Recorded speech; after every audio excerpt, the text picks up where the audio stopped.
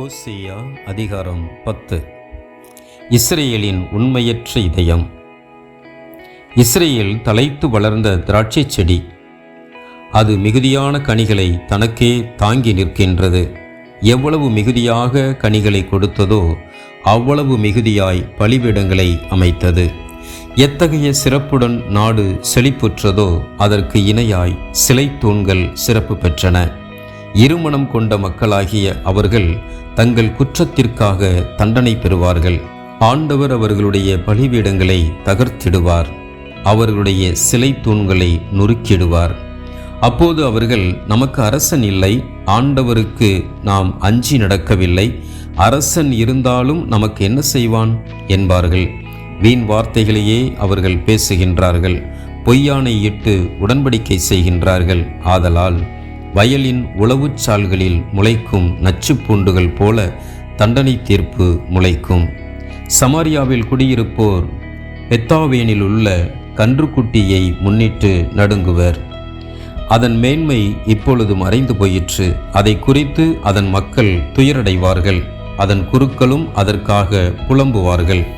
அதுவே அசீரியாவில் உள்ள யாரேபு மன்னனுக்கு அன்பளிப்பாக கொண்டு போகப்படும். எப்ராயிம் வெட்கமடைவான், இஸ்ரேல் தன் ஆலோசனையால் நாணமடைவான். சமாரியாவின் அரசன் நீர்மேல் குமிழி போல் அழிந்து போவான். இஸ்ரேலின் பாவமாகிய சிலை வழிபாட்டின் உயர்ந்த இடமெல்லாம் அழிக்கப்படும். முள்களும் முட்புதர்களும் அவற்றின் பலிபீடங்கள் மேல் வளரும். அப்போது அவர்கள் மலைகளை பார்த்து, எங்களை மூடிக்கொள்ளுங்கள், குன்றுகளை பார்த்து எங்கள் மேல் விழுங்கள் என்று சொல்வார்கள். தண்டனை தீர்ப்பு பற்றிய ஆண்டவரின் அறிவிப்பு. இஸ்ரேலர் கிபெயாவில் தங்கியிருந்த நாளில் இருந்தே பாவம் செய்து வந்தார்கள். கிபெயாவில் பொல்லார் மேல் எழுந்த கடும் போர் அவர்கள் மேலும் வராதா? நான் வந்து அவர்களை தண்டிப்பேன். அவர்கள் செய்த இரட்டை தீச்செயல்களுக்கு தண்டனை வழங்கும் பொருட்டு அவர்களுக்கு எதிராக வேற்றினத்தார் ஒன்று கூடுவர். எப்ராயிம் நன்றாக பழக்கப்பட்டதும் புனையடிக்க விரும்புவதுமான பசுவாய் இருக்கின்றான். நானோ அதன் அழகான கழுத்தின் மேல் நுகத்தடியை வைப்பேன். எப்ராயிமை ஏரில் போட்டுவேன். யூதா உழுவான், யாக்கோபு அவனுக்கு பரம்படிப்பான். நீதியை நீங்கள் விதைத்து கொள்ளுங்கள், அன்பின் கனியை அறுவடை செய்யுங்கள்.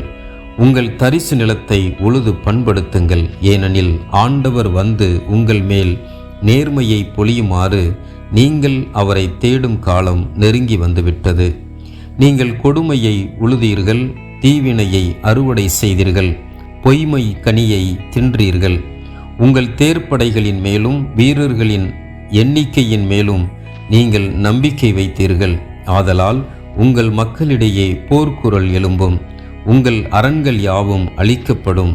போரின் நாளில் பெத்தர்பேலை சல்மான் அழித்தபோது அன்னையர் தம் பிள்ளைகளோடு மோதி அடிக்கப்பட்டது போல அது இருக்கும். பெத்தேலே, உன் கொடிய தீவினைக்காக உனக்கும் இவ்வாறே செய்யப்படும். பொழுது விடியும் போது இஸ்ரேலின் அரசன் அழிந்து போவது உறுதி.